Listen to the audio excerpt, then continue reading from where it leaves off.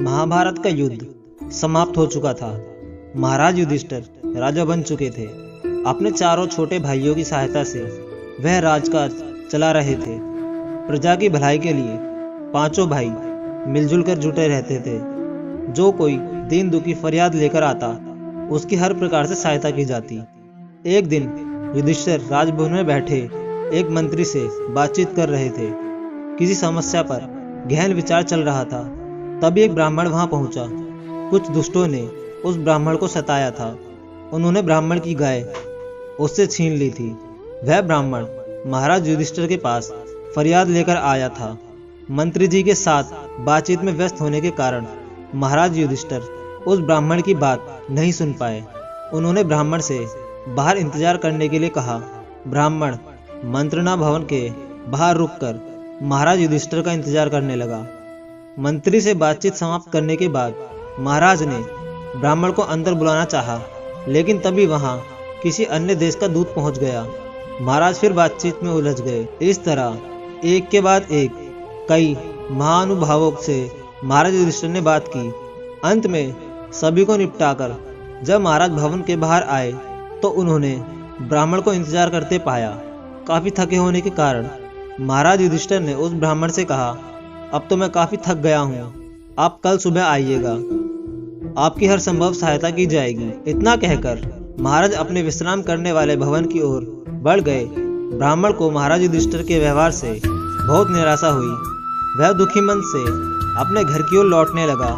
अभी वह मुड़ा ही था कि उसकी मुलाकात महाराज युधिष्ठिर के छोटे भाई भीम से हो गई। भीम ने ब्राह्मण से उसकी परेशानी का कारण पूछा।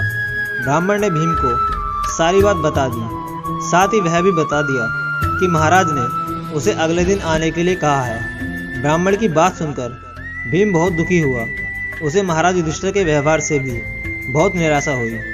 उसने मन ही मन कुछ सोचा और फिर द्वारपाल को जाकर आज्ञा दी, सैनिकों से कहो कि विजय के अवसर पर बजाए जाने वाले नगाड़े बजाए। आज्ञा का पालन हुआ। सभी द्वारों पर तैनात सैनिकों ने विजय के अवसर पर बजाए जाने वाले नगाड़े बजाने शुरू कर दिए। महाराज युधिष्ठिर ने भी नगाड़ों की आवाज सुनी। उन्हें बड़ी हैरानी हुई। नगाड़े क्यों बजाए जा रहे हैं, यह जानने के लिए वह अपने विश्राम कक्ष से बाहर आए।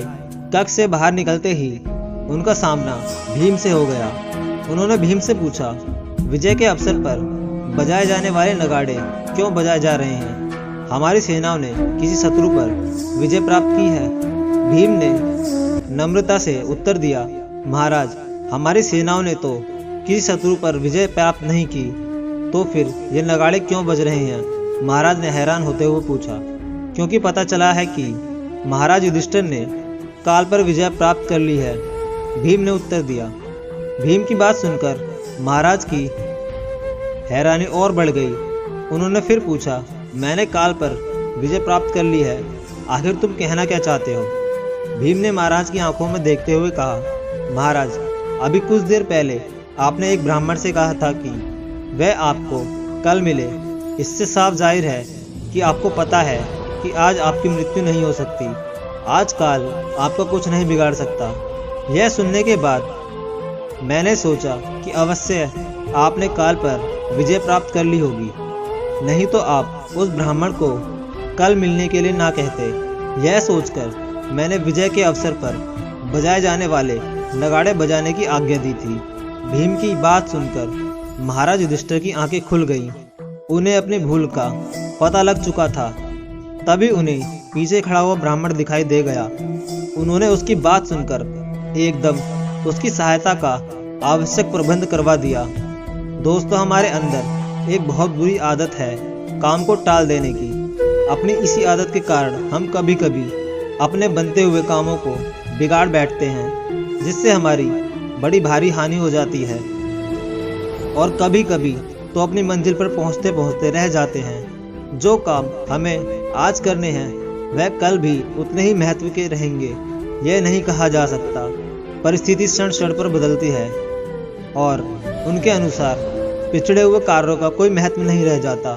संभव है आज किसी कार्य के सम्मुख आते ही हम उसे ताजा जोश में कर डालें, परंतु कल पर टालते ही उस कार्य के प्रति दिलचस्पी भी कम हो सकती है और इस प्रकार वह कार्य सदा के लिए ही टल जाता है। जिस व्यक्ति में टालमटोल का यह रोग लग जाता है वह अपने जीवन में अनेक काम नहीं कर पाता, बल्कि उसके सब काम अधूरे पड़े रह जाते हैं। यद्यपि ऐसे लोग हर समय व्यस्त रहते दिखाई पड़ते हैं, फिर भी अपना काम पूरा नहीं कर पाते।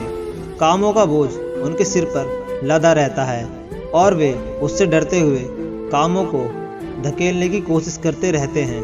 टालने की आदत वाला मनुष्य परिस्थितियों का शिकार भी हो सकता है। स्वास्थ्य का खराब होना, मस्तिष्क की निर्बलता, आर्थिक या दूसरे प्रकार की चिंता आदि कारण भी कार्य को टालना पड़ता है। अतः जहाँ तक हो सके आज के काम को कल पर कभी न छोड़ें, क्योंकि वर्तमान क्षण ही हमारा है।